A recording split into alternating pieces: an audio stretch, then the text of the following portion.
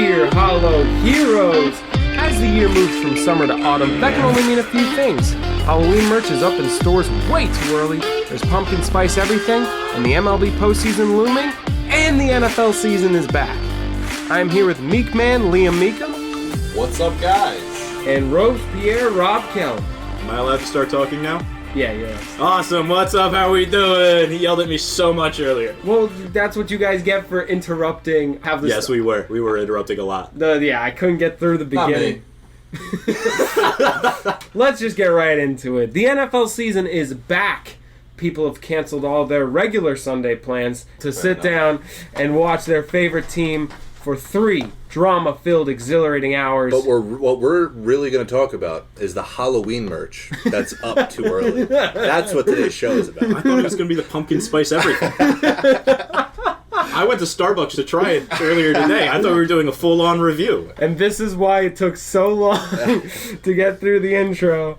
Anyway, what is something that everyone should be excited for this NFL season, and what is something that people should not get their hopes up for? Just to start off, something I'm excited for is the Baltimore Ravens offense. Just because I have no idea how it's going to look, but it looks very promising from the outside, on paper, if you will. With Lamar Jackson as a MVP caliber quarterback, Odell, who is a good receiver, or has been a good receiver in past years, coming off of injury, but can still be a good receiver. Zay Flowers, who is a highly anticipated rookie, and the return of a couple of injured Ravens, either on the line or other receivers or running backs as well. I'm just very excited to see them run. The thing I'm most excited for is just that football's back. I can't wait. I've said it so many times. You guys have probably heard it a million times just throughout the week, throughout the past month. I can't wait. I can't wait to Thursdays, Sundays, Mondays, just all football. Can't wait. I can't wait to just sit down, and what we do at our house is we just put every single game on, and we watch them all at once. I think the most exciting thing for the NFL season has got to be in the NFL itself, because I'm very, very, very curious how the Jets are going to play out. Yeah. That's going to be a very interesting That whole team. division is going to be fun. The Bears are going to play out, because is Justin Fields that guy that the NFL wants him to be, or is he the most overrated player like we I am not a believer. Yeah, like a lot of people. Well, my fantasy team's rooting for him. Yeah. Well, you missed the fantasy draft. Would you have drafted Justin Fields if not? Anyways, we got to start with 2 Super Bowl contenders in the 49ers and the Chiefs. And their very notable defenders, Nick Bosa and Chris Jones, are still holding out of their contracts while the first week of the season is approaching. And also Travis Kelce, there's of course the Chiefs' star tight end, and Pat Mahomes' most reliable target, has just hyperextended his knee 2 days before kickoff. How big of an impact will this loss be on 2 and Super Bowl contenders? Well, which one do we want to talk about first? Do we want to talk about the defenders, or do we want to talk about Kelce? I would say the defenders first. Okay. All right. Before we start, I have a question. This isn't the first time this has happened, especially this year. Why can players hold out, especially so close to the start of the season, without a contract if they already have contracts, let's say, on the book? Nick Bosa is on the books for $17 million in 2023. Mm-hmm. He's holding out for, according to Yahoo Sports, a $32 million contract, a year contract. But he's on, according to my one website that I use for contracts, it's sporttrack.com. They have him on 2023 as the highest paid year of his contract so far. It is still his rookie deal. Yeah, they usually back end it like that. Yeah. So if it's the 4th year of his deal going into this year, how can he hold out if he's still under that contract? We see a lot of players doing this, and it feels like more and more every year, which sucks. It just kind of distracts from the game. But anyways, I think a lot of players don't have, first of all, they don't have guaranteed money. A lot of it is incentive-based, and then like signing bonuses, stuff like that. And then you get your guaranteed money. And then even if you sit out, which you are more than welcome to do, but you are also incurring fines from the league. You're making minimal money. It all depends on how certain contracts are structured. But I can't imagine Nick Bosa he's going to get much because it's still his rookie deal. Okay. But yeah, he's gonna lose a lot of money, but he feels that he's worth more and he's willing to take that risk. I mean, how could you not sign him? right? No, yes, it's completely understandable. He needs to be signed. They're going to want to sign him. But in comparison to Chris Jones's contract, who you also brought up, his was initially signed as a 4-year, $80 million contract. So he's already played 3 years on that deal. Mm-hmm. Going into year 4, he does have an opt-out for this year. That is a part of his contract. But the thing that I'm questioning is, why wait so long? Why wait right before the season starts to, I don't know. Maybe they were having conversations about contract talks. Sure. But if you just opted out in general, another team would have probably tried to sign you, especially a player like Chris Jones. Yeah. And even the Chiefs might have just given you a new contract. Well, I think also what a lot of people forget is these people are exactly that. They're people. They're not robots. And things happen. It's not like he wanted to do this. I can't imagine his master plan was to hold out until 3 days before the season and then start complaining about his contract. But stuff happens. He felt like he was worth more than he was getting paid, and he sat out. I'm not personally a fan of sitting out, just because I don't think it's fair to the teams. If the team signs you to a huge contract and you're not worth it, the team doesn't go back and say, hey, we're going to pay you less money because you're not worth it. No, you pay the entire contract. If a player signs a bad deal for himself, he shouldn't be allowed to go, no, I want more money, I think I'm worth it. It works two ways. It does. Just so you know, last year he made $20 million on his contract. He was expected to make about the same this year. Which is not bad, especially for a D-tackle. No, especially for a D-tackle. That's also pending every sort of, what's it called when there's the variables in the contract? It's the incentives? The incentives, yeah. Yes. Because his does seem largely incentives-based because it was only $37 guaranteed at signing of an $80 million contract. Yeah, I mean, $37 million guaranteed. Like I said, the rest is in incentives. You're losing a lot in incentives if you want to sit out. I think that, first of all, $20 million a year for Chris Jones is not crazy out of the realm of possibility. Now, don't get me wrong. He is the anchor of the defense that has led to 2 Super Bowl championships. He is the best defender on that team. He is the reason that they're as successful as they are. He is probably... Well, I don't know if he's the reason. He's not. He's Patrick Mahomes. He's top He's a five. Reason their defense is good. Which is half the side of the ball. Like, if you look at it, there's shootouts that you wonder... He's very good. Exactly. So that's my point. He's very good. So he's worth more than $20 million. He's probably part of, I would say, at least one of the top 5 reasons that they are where they are. Yeah. Also, if you really believe in your play that much, play this year, get the big contract next year. The thing is that when you hold out like that, and what if he gets an injury? That's what he's thinking. And what if he holds out and he's not worth as much as he thinks on a market? That's the risk he's willing to take. And that's a risk that he's... Is it worth more than making your money and then signing the big contract next year? Apparently to him, yeah. He thinks he's worth it. Which, we've seen in history, it doesn't really work out too well. Le'Veon Bell has gone on record saying after his holdout for a year that he regrets it. If you're actually going to hold out the entire year, it's tough to recover from, especially a running back. Chris Jones, I feel like, first of all, he's spending a lot of money on this holdout. I think he's at near $2 million. That's what he's lost so far? Yeah. Wow. $2 million just lost. Yeah, because you lose money throughout training camp when you hold out. Yep, and then he lost his $500,000 bonus for just going. Yep. And I think that's a huge problem. But I think again, as we said, especially with the injury to Travis Kelce, this is their second and third best player. Let's talk about Travis Kelce then. He missed the ACL tear. His ACL is not torn. There's no permanent damage. He's going to be out 1, maybe 2 weeks. He may even play against the Lions. But I wouldn't play him against the Lions. Listen, first of all, he's been healthy since 2013. That's impressive. That's impressive right there. It is. Of course, the 1 year I draft him at first round in fantasy, he gets hurt. But, nonetheless, he should be okay. He's not one of those players that always has lingering injuries. He's not always getting hurt. He should be okay. If you want to rest him a week, rest him a week.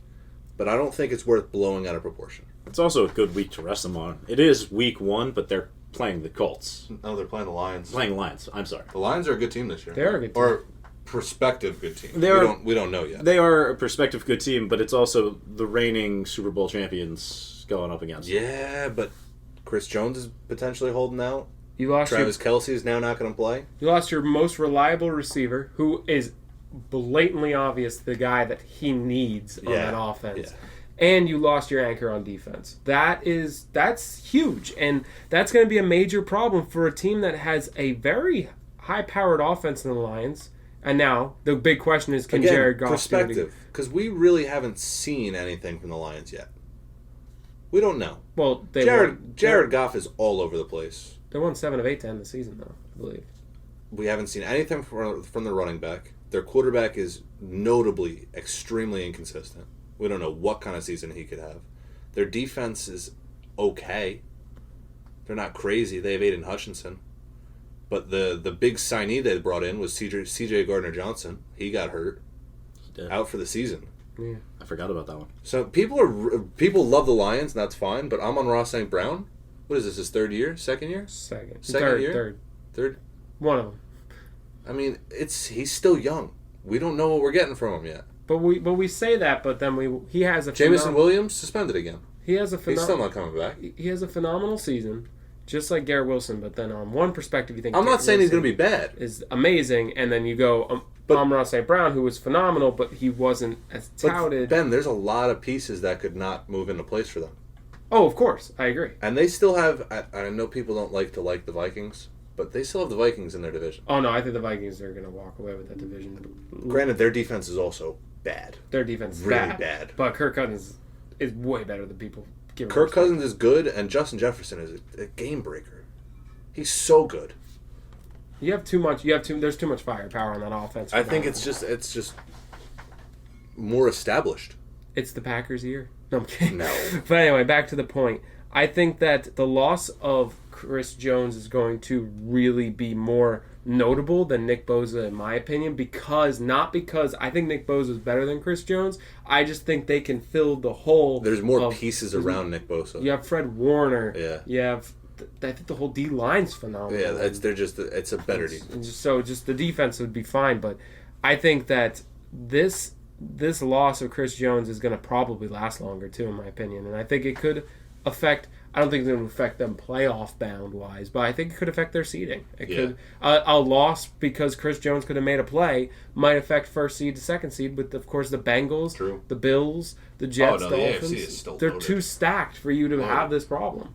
I mean, even the Chargers in their division, we never know what the Chargers are going to give us. Exactly. Week in and week out, we don't know what the Chargers are going to give us. If Justin Herbert decides to play consistent for a year, they could be a phenomenal team. Well, he's all over the place, and there's a lot of people on either side of the aisle saying he's social media QB, or he's the most talented QB the league's ever seen. This is a make it or break it year. But we've been saying it's that. not a make it or break it year because he just got signed. You're right. He just got his contract. Fair. He got one of the biggest contracts a quarterback has ever got. I mean, the Patrick Chargers, Mahomes. the Chargers believe in him, which you should. There's not many quarterbacks that come around like him with at least his arm talent. But I don't know. Is he going to be worth it? Is that contract going to hurt the team? Who knows? Because we haven't seen consistent play out of him. Exactly. And part of that is also receivers staying healthy. Keenan Allen's always hurt. Mike Williams is always hurt. The tight ends are always inconsistent. But he has that amazing defense, hair. He does have good hair. But the defense That's a good point, also Rob. lets up an absurd amount of points. We're going to move on to college ball for a little bit. I think that this was quite possibly... Now, I'm not a huge college football watcher. I don't think... Are you? I don't think... Liam, you're not. I'm not, no. Yeah, Rob, are you a huge college football watch? I wouldn't say huge, but if it's Saturday, I'm watching college football. Huge watcher. Huge. So, I got to say, though, I put it on because I was, as you said, I was like itching for anything. So I put on a couple games, but then, of course, my phone was notifying me to watch other games. So I was tuned in to go watch, of course, this Colorado game versus TCU, where Coach Primetime Deion Sanders led this team of, I wouldn't say they're misfits, but they led this team that nobody had faith in against a TCU 17th ranked in the nation team, and he won 45-42. I would just like to point out that I took the money line So I would say I had faith in them, while the rest of the world didn't. So I think, you got to give me some credit for the win, too. You knew.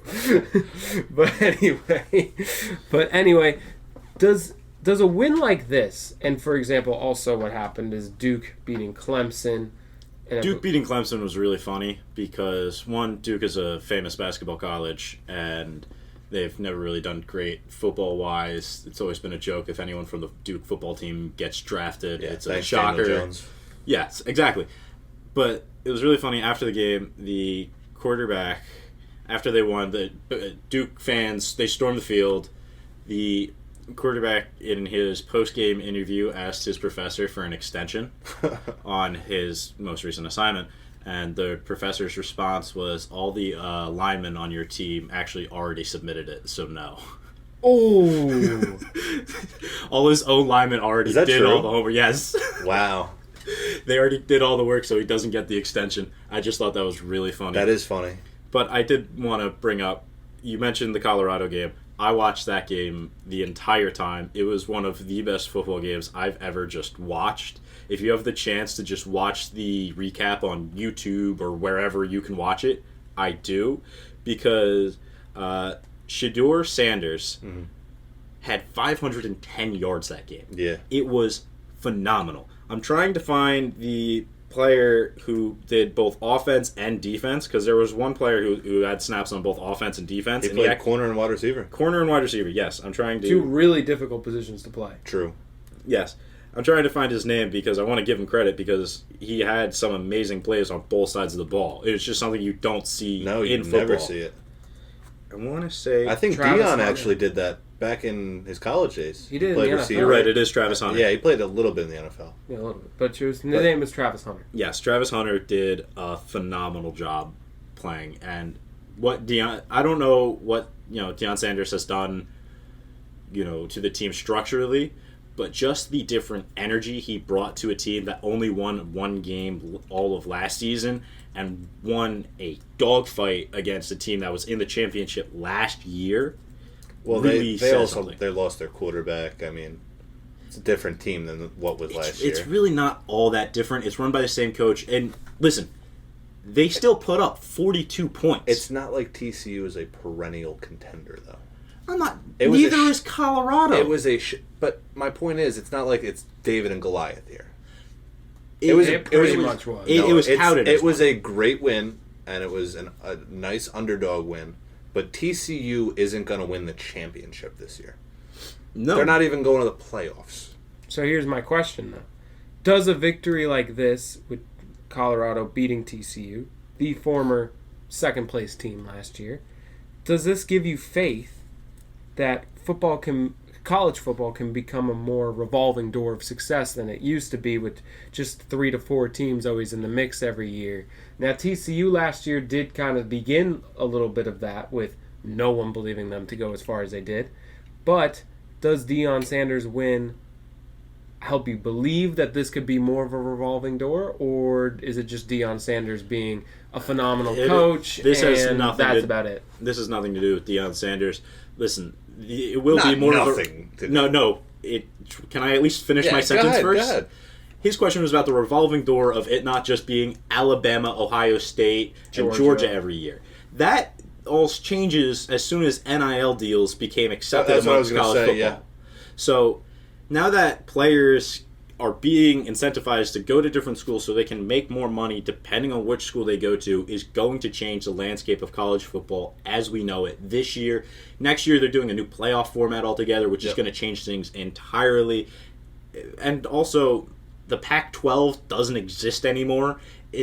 College football is changing as we know it this season, and this is just the first step into a different wave of college football, and I'm just very excited to watch all of it. Is that going to make it more viewable? Yes. For sure. Yes. That's why I don't watch it. It's so unbalanced. Anyway, we are going to move on to the UFC. We have UFC 293 on Saturday night. Adesanya versus Strickland. It is going to be on September 9th at 10 p.m. is the start of the main event. And there's prelims and early prelims as per usual. And it is in Sydney, Australia. So it's going to be a very, very loud loud fight, I would say. Ooh, because Ty's fighting. Ty's fighting, dude. Ty's fighting. I can't wait. He beat me to the punch. It is going to be a very... So's Ty. Can we just talk about this real quick, too? How great is it that they put a great card in on the first week of football? Yeah. You know how dangerous that is to everyone? It's going to be awesome.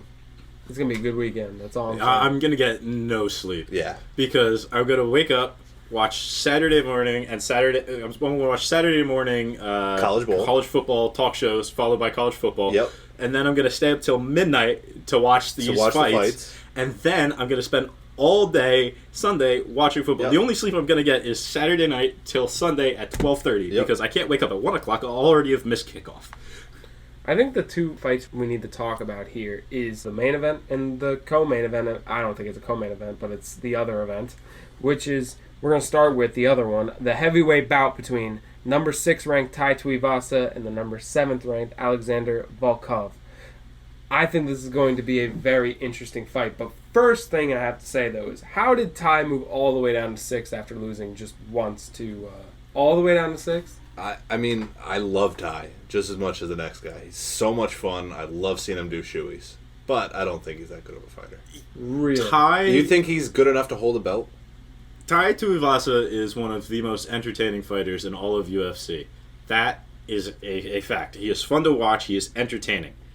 He is great at stand-up fighting, but as soon as someone can get him on the ground or knock him over some sort of way, get him off balance at all, that is the end of the fight. To be fair, he's actually put up some good punches while staggered. He has. And he's won a fight while staggered, which is great, but the problem is he's getting staggered. He doesn't have secure feet under him all the time. No, he doesn't. You see mediocre fighters hitting him in the face quite a bit. And I don't know. I hope he develops. He's still a young guy. There's plenty of hope, but right now he's not a belt holder. Are you going to tell me, though, that all these fighters are better than Tai? Of course, no dispute who's the best. It's the heavyweight champion, John Jones. No yeah, doubt but about that. I think he's going to retire soon. Yeah, but for now. We're talking right now. He's still on the list. And the number one contenders, there's two. It's, of course, Cyril Gane. He's better. And Sergey Pavlovich. I don't even know how to... Sergey. I don't know that much about him. Me neither. Okay. Anyway, so then 3 is Stipe. He's better, but he's old. And Stipe is old, but he is a great fighter. And then there's Tom Aspinall. Aspinall's better. And then Curtis Blades. Blades is close. Curtis Blades probably has one of the best names in the UFC. Oh, it's so cool. Curtis I Blades. think Ty probably beats Blades. I'm a little scared for Volkov, though. I mean, I think it's one of those fights that it'll probably end by knockout. Or at least, a technical knockout. Yeah, because they both do, like... They like people. swinging. Yeah. They both like swinging for the fences and hope they hit someone's face instead. Mm-hmm. It should be a good, it should be a good fight. I'm just hoping it doesn't end in the first round type of fight. But would that be that upsetting? I don't care. I just what like round watching it is. longer fights. I like seeing how long a fighter can, stay in the ring, how much stamina they have, how well they can keep their footing after I like 2-3 rounds. I do like wars, but a good battle is awesome too. Oh, yeah. I think, it all also depends on how the fight happens. Yeah. If it's the weirdest knockout you've ever seen in the first 15 seconds of your fight, and you're like, well, that was disappointing. Yeah. I think either way, it should be an entertaining fight. So Tai Tuivasa plus 205. Okay. Means he's the dog. I think it's about right. Yeah. I think it's about right. I mean, Volkov has 36 career wins to Ty's 15. Mm-hmm. He just has the experience on him. He's only 4 years older. Yeah. that was the part that kind of shocked me the most. I didn't realize Ty's 30. He's been fighting for a long time. Do we think Strickland has a shot? No. A shot? Oh, he has a shot. He has a shot. He's plus 460. And Izzy is minus 650. It's just... Izzy being minus 650 is ridiculous. I'm not taking that. No way. I don't know. Izzy He's lost 2 fights. He's just so good. He's lost 2 fights, and one of them is to his literal arch nemesis. And the other one is because he was 15 pounds lighter. Pereira himself is not that good. I don't know. He's ranked 3rd in light heavyweight. Adesanya because he was the champion. He also beat everyone to get to Adesanya. No, they gave him the fight early because of the rivalry. Okay. The UFC picks and chooses a little bit, at least. Well, you got to think, though, Adesanya has the height. He has the reach. He has the leg reach. The only thing he doesn't have is really the weight. I think he has him in just, he's just a phenomenal fighter. He's good standing. He's good on the ground. He is good everywhere. But here's something interesting, though. Strickland lands more punches per minute. He absorbs more per minute. He's absorbed more per minute, and his defense is better. The only thing that Adesanya has when it comes to actual fighting is he lands more significant strikes on his strikes. His strikes are more significant. That is something to take in consideration. It is. There's a way that Sean Strickland can win this fight. And Izzy, I'm not going to lie, as of recent, those 2 losses have come as of recent. It's not like he's been rock solid. The first loss was a long time ago. I think it was a... No, it wasn't. It was when he moved up. It was a COVID bout. It was after COVID. It was when he moved up to light heavyweight. Yeah. When do you think that happened? Couldn't have been too long ago. I think that was early 22? I think it was late 21.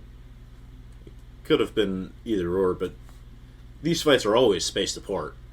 Just mostly for the fighters' health. It was in March of 2021. That's a while ago. Oh, well, honestly, but in fighting terms, that's not that long ago. Well, it's a while, though. He won a couple fights. That's about, like 6 fights? Yeah. And then he's lost one within 2 fights? 2 fights total, yeah. So of his last 6, he's 4-2? That's still a winning record. He's the champ for a reason. Yeah. I'm not saying he's bad, but we've seen Izzy lose. He won. Yeah, he's 4-2 in the last 6 fights. 4-2 in his last 6 fights.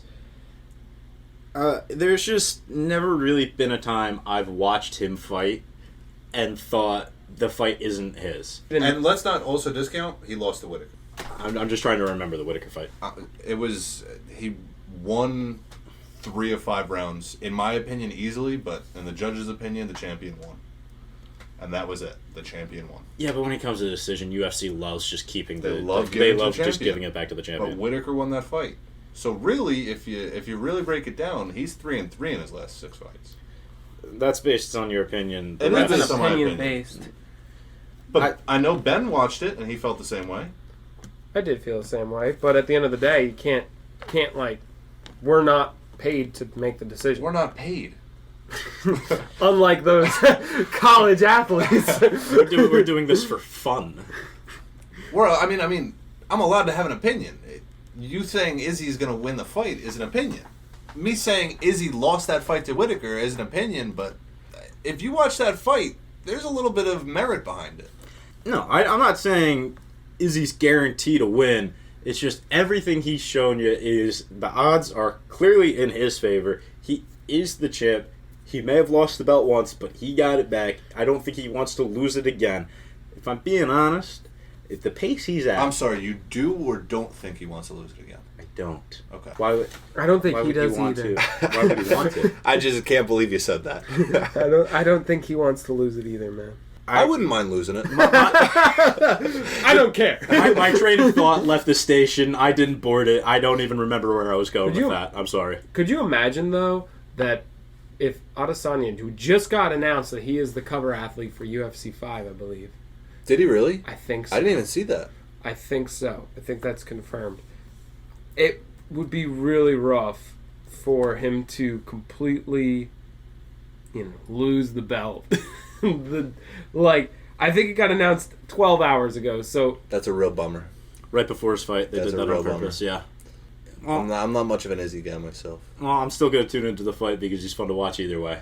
Yeah, he's fun to watch. It should be a good card. I just think he's so corny.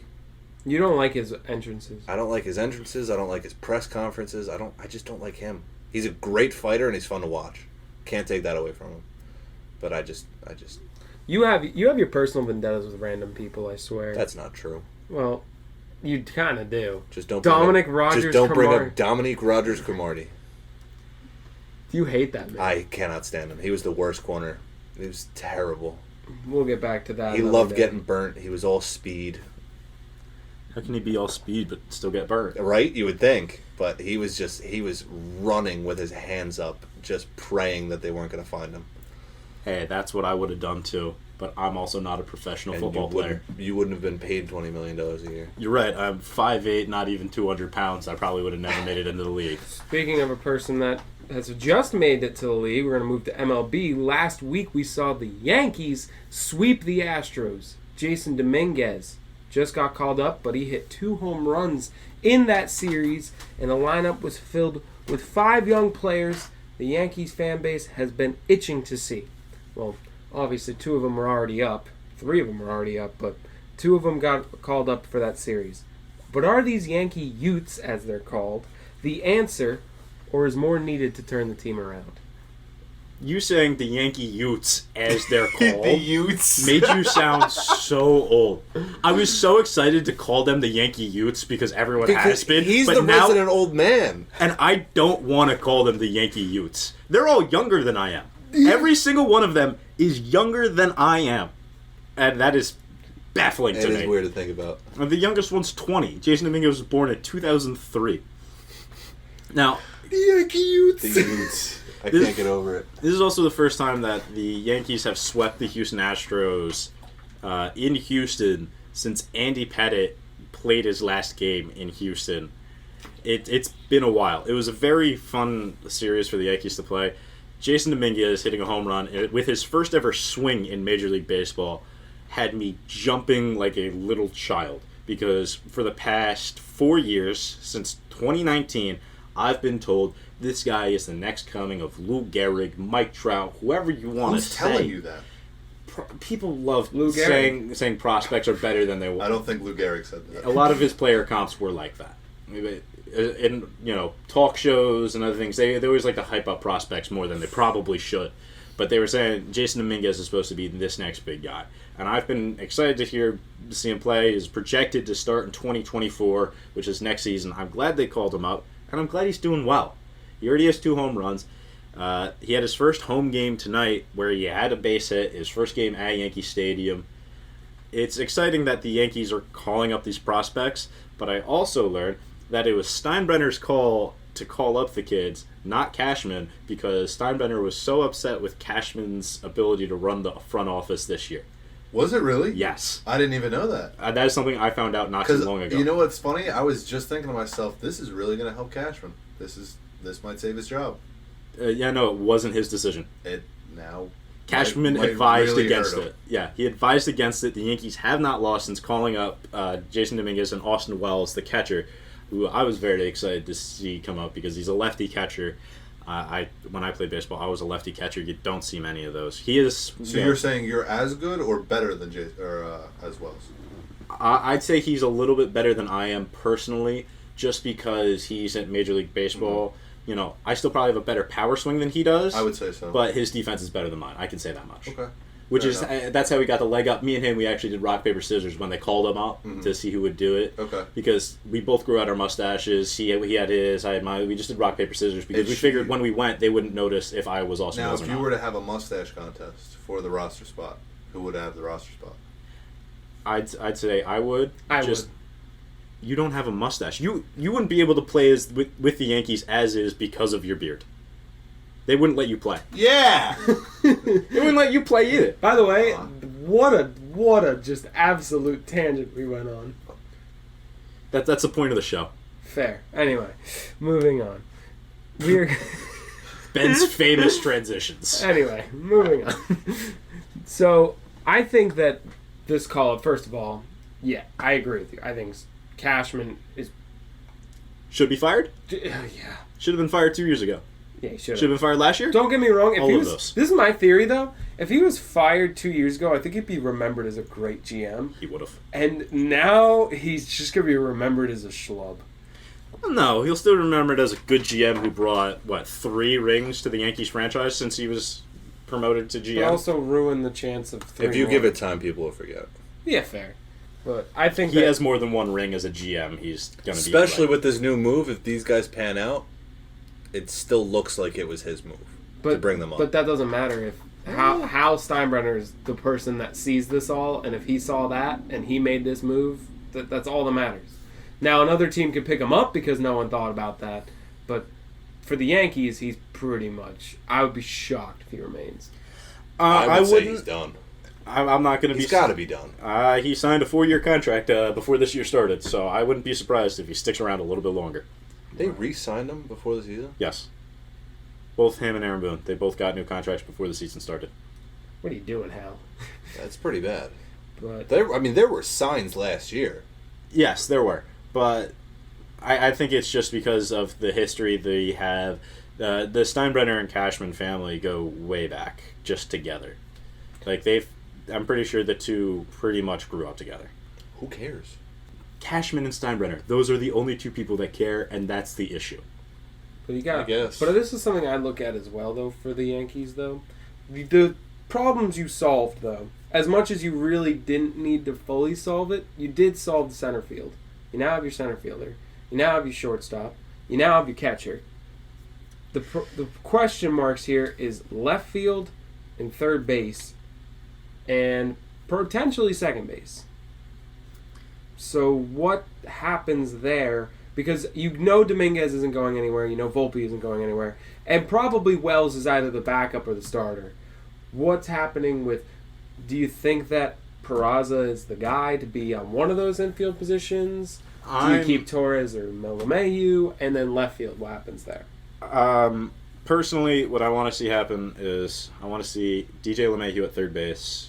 I don't want to see them move him to first base even if Rizzo's back but can't play because he's a Gold Glover he's been a Gold Glover at second base and a Gold Glover utility. He's good at third base. I'm fine with Peraza or Torres at second base. I don't, whether or not they sign Torres or just let Peraza take the job is really up to them.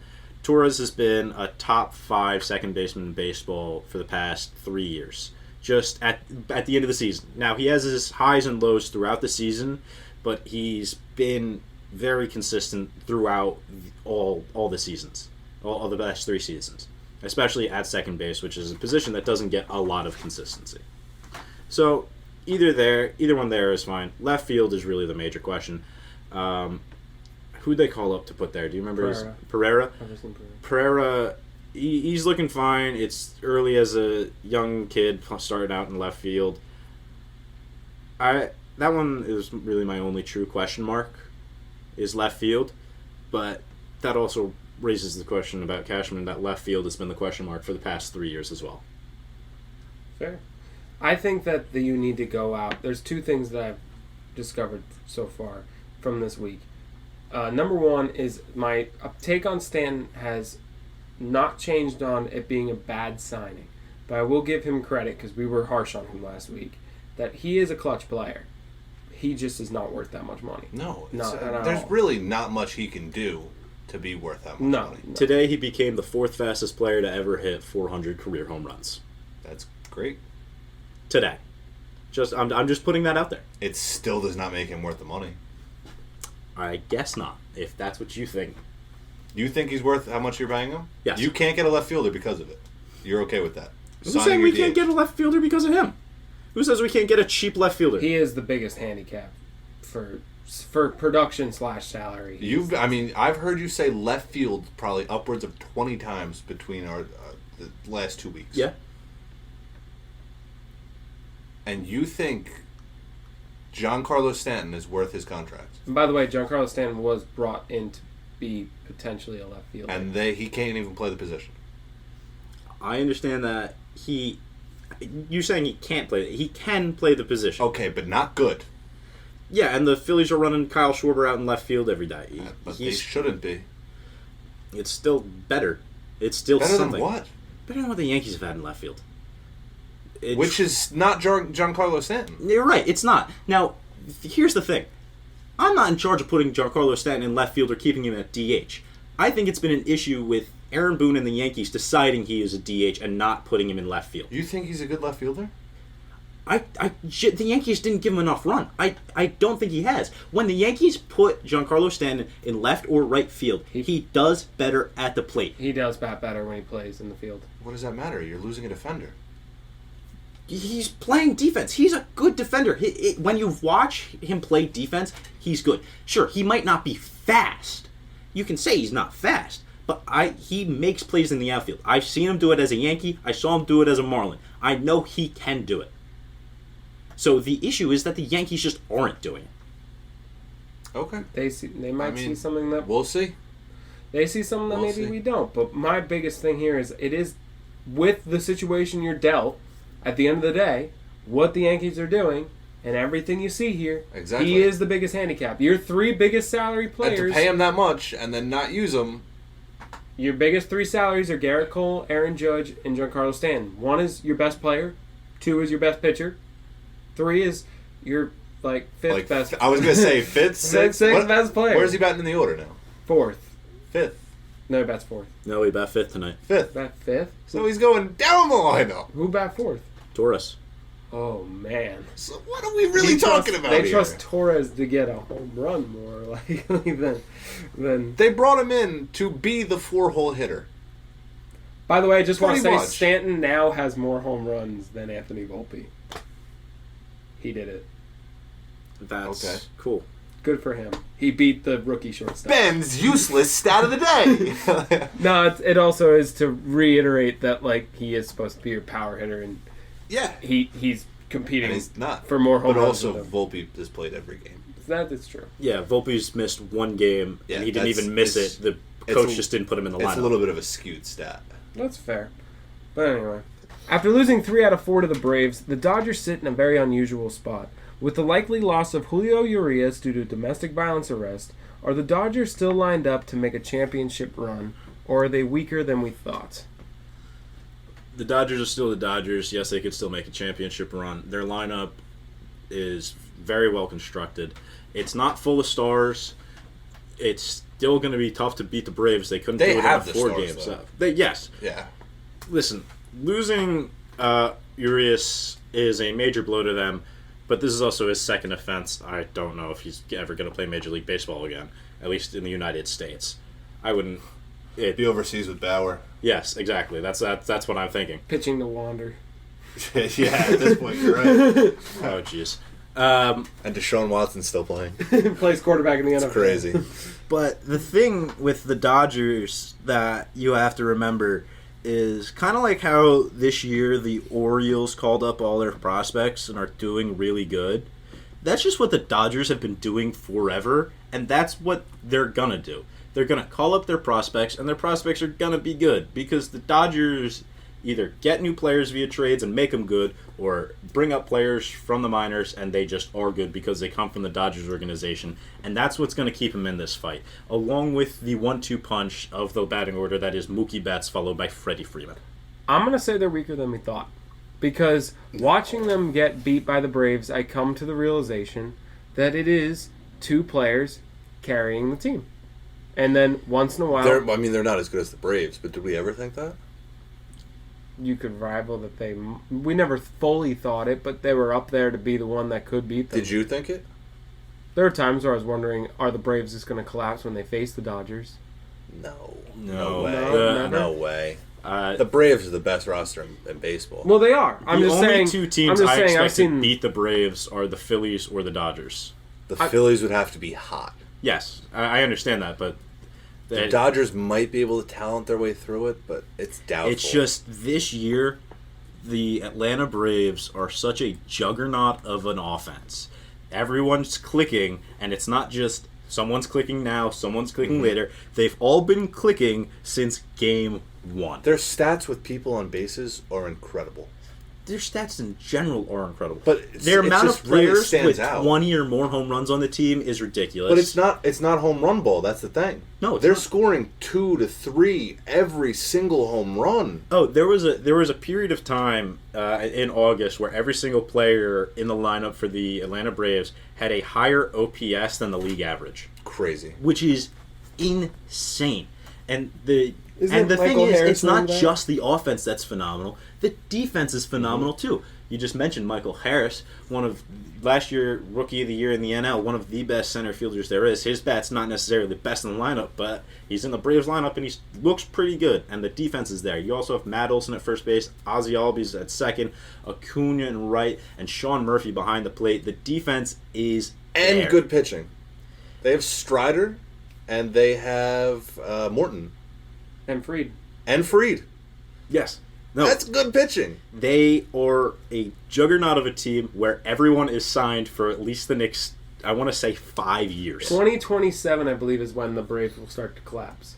I think the next Could start to collapse. Could. That's if they don't Could. resign. Yeah. I think their next major free agent coming off of their team is going to be either Albies or Acuna in 4 years' time. That's incredible. Because what the Braves did, which a lot of baseball teams didn't realize they could do, is, hey, maybe we could sign everyone to just all right contracts. Sure, they're not going to be the best contracts you've ever seen, but you're going to be on the same team with these guys who are all studs for the next 7 years, That's and you're going to win tougher some than rings. you think to do. They did it. They did it. But there's a reason nobody else did it. No, you're right. But not all of these contracts are bad. Trust me, Acuna, when he gets off, is gonna try and get a bag because he got severely underpaid by the Atlanta Braves. But good on the for them, Braves yeah. for doing it when they did. Because I think they signed him either his rookie year or the second year of Smart. and yeah, it was very As soon as you know a player's good, sign him. yeah, Sign him. and that's what the Braves do. Yep. Here's the interesting thing. Who has the best shot to beat them? You said that's either the Phillies or the Dodgers. It really doesn't look like anyone else has a chance to do much anymore. It seems like it's cleared up because you got a lot of teams got humbled that were good in the NL this year. You have the Diamondbacks who have recently been humbled. You got the Giants who are being humbled. The Padres have been humbled since the word go. The Giants don't have that much talent on their roster. And the Giants are really... Dave Kepler carries that team as the manager. He knows how to put together a good day-to-day lineup against day-to-day pitching. It's just not that good of a team. Yeah, they were never And really going to be great contenders. The Diamondbacks, also not that good of a team. They're solid. They have Corbin Carroll. Do they still have Ketel Marte? I'm sorry, who? Ketel Marte? I believe so, yeah. Lotus I thought Gurriel. you said Kettle at first. And then Lourdes Gurriel. He's Zach good. Gallen as their ace. Zach Allen's good. Christian Walker. Yeah, Christian Walker's okay. They have a solid team. I think this is the start of their rebuild. I didn't expect they're much young. from them. Yeah, exactly. I didn't... Listen, if I'm being And there's honest... still holes in that team. Oh, no, Yeah, there there's plenty of holes. It's just they had a great start. They're not going to win the whole thing. But again, as we said, the Dodgers are the only team in the NL West you could see doing anything. But then you look at the NL Central, who do you see doing anything? You got the Cubs, maybe. No. The Brewers, maybe. No. And then the Reds, No one who from have either fallen Central is off. doing anything. And the The Reds Reds who have aren't doing fallen anything off. either. Yeah. And then the best team there is the Brewers, so they're likely going to make the postseason unless the Cubs do a nice push here at the end. And then Either in of the those East, teams are not a threat. and the East, you have, the Mets and the Nats are basically out of it, but They are. they have the Marlins who have fallen off really badly, and then you have the Phillies who have caught fire, but then there's the Braves. So it's the Braves and the Dodgers, the only two teams that are wildly successful there, and the Phillies are the only team that's hot. It's really just a 3-team race. So Can we call the Braves hot if they've just been good all season? No, the Braves aren't hot. They're sorry, just good. the You're right. Phillies They're have just been good. hot. The Yeah, Phillies no, I know. But See, the only reason I say the Phillies or the Dodgers are like the teams that can beat them is because I think those are the only two teams that have enough bats in their lineup to put up numbers against the Braves, because no matter what, the Braves are going to put up numbers against you. True. It just might be just an absolute walk to the World Series. It could be. It could be. It Fair could enough. be. It could be walk past the World Series. It depends though, because you got to look. Well, let's look at the AL. You have It's not much. It's not that much. Compared to the Braves, it's not that Well, much. let's just eliminate the AL Central instantly. They're useless. No one's You could have done that with the NL Central. I don't know why you agree. brought them up. With the AL West, your best bet right now is, the Rangers have really fallen off. But you have the Mariners who are red hot, but then there's the Stros who are leading the division. And then there's And they just got swept by the Yankees. And then there's just the entire AL East, and the worst one is the Yankees, and the Sox aren't going to do much, but you have the Jays they're so overrated. The Jays aren't good. They're overrated. Bo Bichette's out for the year. And the Rays who are just... Vladdy hasn't looked the same. There were 2 teams in the NL that I could see beating the Braves. There's only 1 team in the AL that I can see. Actually, 2 teams in the AL that I can see beating the Braves. You're going to say Seattle? No. No? Stros and O's? It's the Stros and O's. He's right. Stros are the O's. I could pretty much the see. same exact team as last year. A couple pitchers and a couple bullpen pieces moving around. Listen.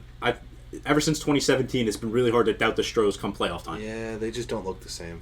And the Orioles are just so they're just messaging so well as a team that I think they could put up a solid fight. But I don't know if you could say the Phillies and not say the Mariners. But how much longer is... I just don't think the Mariners have enough of a bullpen to get them through playoffs.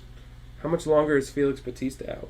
Oh, he's probably not pitching for the rest of this year. Yeah, I think he's out for the year. Oh my, that's huge. It's a blow. That's a huge loss. Yes, they lost their closing pitcher. I'll give them that. But the rest of their starters and relievers have done really well throughout the rest of the year. And their bats are really good. Also inexperienced. That might actually lose them the division because the Rays are not far behind at all. They're only 3 games back. Yeah, the Rays have also been 2 games back for the last month and a half. Yeah, they're also just a hot mess over there now. It's just kind of like you don't know if they're that good anymore. But anyway, lastly, we have to talk about is Shohei Ohtani, who just got told he will be able to pitch again someday. Not this year, but he will pitch again. So if he's able to pitch, he's still the best hitter in baseball. Where's he going? Is that? I mean, I think the question's not necessarily where's he going, but what contract is he going to get? What money? Yeah, is that's. I was going to say that's our question. Is it the initially, first $1 billion contract? What? No, he's never going to be. I think we're losing money. I think we're hemorrhaging money right now. I think he's going to go for like a 2, maybe 3-year contract. That's going to be one of the biggest 2 or 3-year contracts you've ever seen. He's going to get much less time on this and probably a little less money. And he's going to try and show teams, hey, I can still do this after injury. I still want my 10-year, $600 million contract. What did he hurt? Like a rotator cuff, right? It was something in his arm, yes. They thought it might be. It still could be. I mean, we're hearing reports that he'll pitch again. But do we know? Yes. Do we know he'll be the same? No, we don't. That's why. That's why you don't give him the money. That's why you don't sign him for that much time. That's going to be the interesting question. I still think a team won't necessarily be faulted for still paying him like a 10-year, $600 million contract. You're going to get a team way. like the Mets or something like that just love to throw money at players. Either way, I think there were teams who already planned to spend that money on him and thought, you know what? We believe he has that dog in him and he'll do it anyway. The Dodgers is still a possibility? They're never not. They're never not. The Mets, Dodgers, and Yankees are never not a possibility. No, the Yankees are not because Shohei's camp told them they're not. Wow. Be a perfect fit left field. Especially if he can't pitch. Crying about the guy hits the ball 500 feet every time. He doesn't need the short porch. That'll just give him every single time he should have hit a double. It would be a home run at Yankee Stadium. Can you imagine the records that would come out? It's just every single line drive to left field by Shohei Ohtani is a home run just because it just barely escapes the wall. He's already setting records every week. Just with the short porch, it just wouldn't be fair. Why doesn't he want to go there? Because it's New York. It's the Yankees. The same reason Ken Griffey Jr. didn't want to go there is because it's the Yankees. Because I don't like them? Yes. Who does? I do. I love them. think Aaron Judge likes them. Maybe. See, there are really only 2 camps on the Yankees. Either you like them when you were growing up, or you hate the Yankees. That's it. Those are the 2 options. True. Fair. And that's a lock of a take there. And now we're gonna move on to our locks and upsets of the week. Now that was a bad transition, but Because the other ones were phenomenal. Yeah, you're so good at transitions normally. Well, let's look at our current standings of the locks and upsets of the week. Glanced right over that. Right now, Liam, you are 1-0 with your locks and 1-0 with your upsets. To be expected. Rob, you are 0-1 with your lock, and you are 1-0 with your upset. And I am 1-0 and 1-0 on locks and upsets. So the only loss was because me and Rob had a face-off on Friday night baseball where the Yankees took on the Astros. I picked the Yankees, he chose the Astros, and I was right. And that was before I knew Austin Wells and Jason Dominguez were being called Yeah, up, yeah, and yeah. I lost all hope for the Yankees organization. Yeah, sure. So, lock. Liam, what do you got this week? Niners Steelers. Can't believe the money line's this close. They're only minus 135. Let's take the Niners. All right, and what is your upset? Let's do all the locks first. You want to do all the locks? Yeah. Still looking, aren't you? Yep. There we go. Rob, what is your lock this week? Listen, my lock of the week. Now, you might think this sounds biased, but I'm telling you it's not. The Ravens are beating the Texans. It's going to happen. It's going to be a bloodbath, and I can't wait to watch. I mean, yeah, they're minus 470. The spread is minus 10. Oh my god. They're getting 10 points. Yeah. I can't wait. It's going to be so much fun. It's going to be I'm going to enjoy it. Ben, your lock? My lock of the week is the Vikings defeating the Buccaneers. I think the Buccaneers are a hot mess. I think the Vikings will do just enough. I think the offense of the Bucs is good, but the quarterback is not. So he just beat Kyle Trask. So I think that horrible Vikings defense won't do too bad. I think it will be a little bit of a scoring match, but I think the Vikings will take it pretty handily. So I'm picking the Vikings over the Bucs. All right, Liam, what is your upset of the week? Titans over the Saints. Plus 140. Just signed D-Hop. I can't believe it. I can't believe they're a dog. Rob, what do you got? Okay. This might sound crazy here, but I think I'm going to do it anyway. I really like Rockies over the Giants for Sunday Night Baseball this week.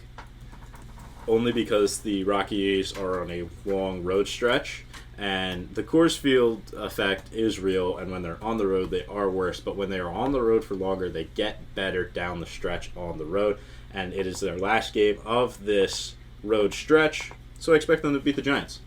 Well, I got, for my upset of this week, I got the UFC. I got Bam Bam Tai Tuivasa defeating Alexander Volkov. The odds are 164, plus 164 for Tai and minus 198 for Volkov. I had him at plus 205, I think. Yeah, so I got Tai beating Volkov on Saturday night. So those are our locks and upsets for the week. And I think that I will once again be now up to 4-0. And Liam, you'll be 2-2, and Rob, you'll be 1-3.